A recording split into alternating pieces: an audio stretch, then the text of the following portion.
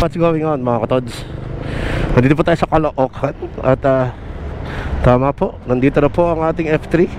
Oh my God! Fresh from repair kay Moto Atelier. Nagpalagay na rin tayo ng signal light sa front. At bago ang kanyang Sprague starter. Marunong pa kaya tayo mag-sports bike? Tagal nating nabakante.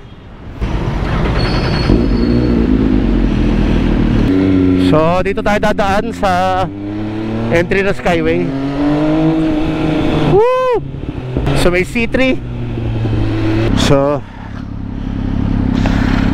ang mga ginawa dito is yung Sprague starter. Medyo nagtagal, inabot ng 6 months simula nung pinasok natin doon. Naka-problema kasi yung MV Agusta from KTM because of the selling issue to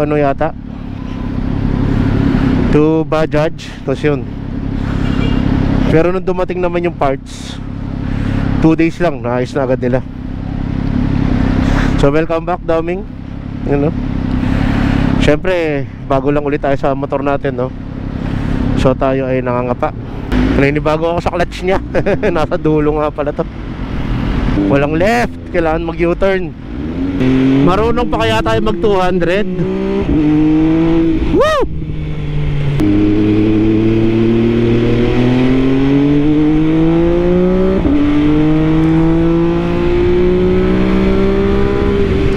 Buti na lang at 18 na itong Skyway Stage 3, hindi tayo Woo! Sarap! Namiss kita Daming! Welcome back baby! Huwag tayo masyadong happy, baka mahuli tayo. Sumunod po tayo sa speed limit. Hindi totoo yan. So far di pa naman sumasakit ang leg natin. Naka-duck position tayo, lawit puwet, iswad kumbaga. 6 na band din tong tenga sa pagawaan. Sana naman ito magal na ngayon ang Sprague niya, kahit 2 taon lang. Mamaya tayo buwakbak mga katods pag wala tayo sa stage 3, pag nandun na tayo sa Buendia. May kalaban.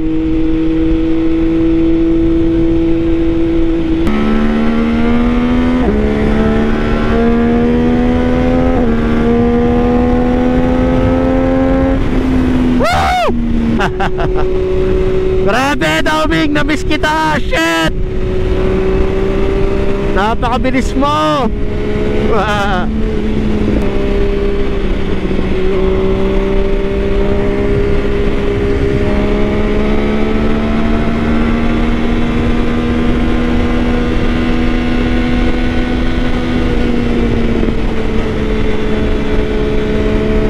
Kasarapan talaga nito takbo 120 pataas.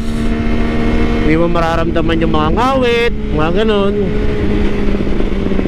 Pero 120 below, medyo ito 100, nakaka-boring. Mararamdaman mo yung mga ngawit-ngawit. Super Sport talaga is for speed. Well, Super Sport it was built for the racetrack. Kaya medyo mabilis mag overheat. Kasi talaga pang racetrack siya. Tayo naman mga siraulong gumagamit ng Super Sport sa street. Pa naman siya, Eurobike. So hindi siya sanay sa Asian temperature na mainit.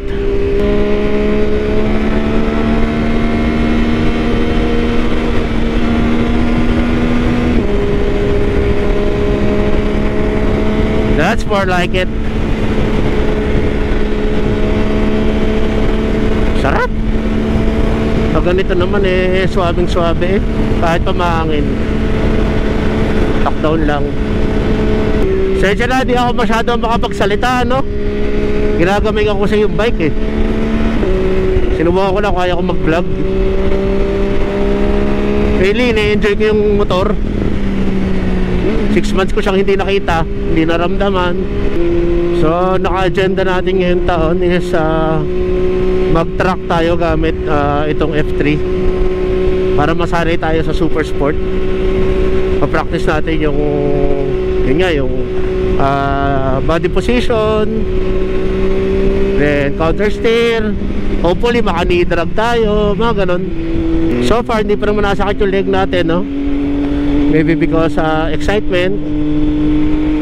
At saka nabalik naman tayo lagi sa body positioning. Bumaba na po no 1 degree ang ang temperatura. Sana ako yung camera angle ng ano ko, no, GoPro. Mamaya puro motor lang yung nakikita, baka puro dito lang. Kaya adjust na naman natin. Madami-dami na sasakyan, pila. To take lunch time, no? Ang na-miss ko talaga dito, para siyang ano, race car. Pagka pinol throttle mo tapos quick shift, yung tunog yung ganon. Yun ang lamang ng inline 3 na tunog sa inline 4. So gusto ko yung tunog nito. Tapos yung sa V4 din, gusto ko rin yung tunog. Yung ano kasi inline 4, pare-pareho na ng tunog yun eh, kahit magkakaiba ng brand. Yung RS V4 at Ducati Panigale V4, pareho ng tunog yan. Wasak. Hindi ito mga gusto kong takbuhan. Ang gusto ko yung ano, 120 minimum, walang below 100. Pero good thing naman, hindi naman nasakit yung leg natin. So good. Alam ko naman pag nasakit ang leg, kailangan mong i-clip ng paa mo yung ng legs, itong tangke, then umiswad ka lang, yun, mawawala na yung pain ng neck mo tsaka ng hands. Basically dapat ang riding position nito, hindi mo kailangan ng kamay. Nakakaupo ka na walang pressure sa kamay. So core ang gagamitin mo, yung core ng body mo. So nandito na tayo sa Caltex main place. Sana ay may malilim tayong mapagpaparadahan ng motor. Ito, para malilim. Dito tayo sa Pepper Lunch. Kasama natin si Tak, syempre. At dito na lang natin muna iwan ang ating Tormuts, ano, habang tayo na chow. So balik na lang tayo mamaya. Yun, no? So tapos na tayong mag-lunch dito sa Pepper Lunch. At tayo ay busog. Good luck naman sa pagtuwad. Let's go na, Daoming. Papasok pa tayo sa office. Bagong Sprague mechanism, mga katods, straight from Italy. So let's continue our journey going back to Batangas City, ano, mga katods. Medyo nagagamay-gamay na natin, ano, at malakas ang hangin ngayong araw na to. Okay lang naman kasi mainit ang panahon. We need the wind. Let's slowly but surely gamayin natin po ang ating motor ulit. At dahil atin naman ito, tayo dapat ang number 1 marunong gumamit ng ating mga pag-aari, ano, mga katods. Pasensya na, wala naman akong topic in mind. Nag-vlog lang ako kasi kukunin nga itong motor. Dahil pinakita naman natin nung ito ay kinuha ni Big Bike Hauler. Iniisip ko kasi kung ipapakuha ko ba siya, eh marami akong itatanong dun sa kay Sir Gilbert sa Moto Atelier. Minarapat ko na lang na pick upin ko yung motor, ano. At isa pa, kukunin natin yung resibo syempre para sa BIR sheet nating reporting ng mga expenses.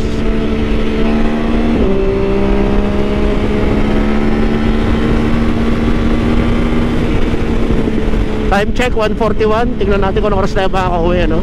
Napansin ko dito nung bumalik tayo sa super sport na to, at saka dun sa Z1000 ng tropa natin si Raul, hindi ako natatakot dito magpabilis ng ano, yung mga ganang bigla, kasi naka-attack position ka na lagi eh. Yung sa Z1000 super ano, upright nung positioning mo, konti lang yung crouching. Tapos pag bumira siya, sobrang lakas on torque at mabigat yung motor. Hindi ako komportable eh. Ito kasi kaya kong biglayin na ganun eh. Yun hindi ko kayang biglayin, parang dadamba yung motor. Pero don't get me wrong, mas malakas ang horsepower ni Dowming ng ating F3. Ano naman kasi ng MV Agusta, ang power nito ay nasa dulo habang dumidiin ka na ng throttle. Kalahating taon natin hindi siya nagamit.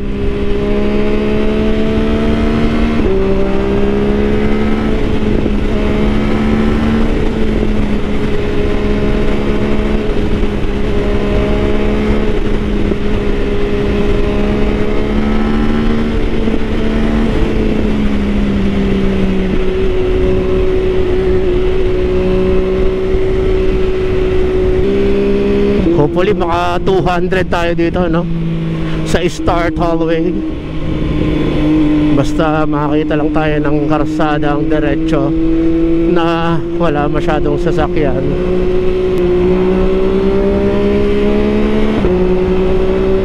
Wala tayong makitang ano, wala tayong makitang opening.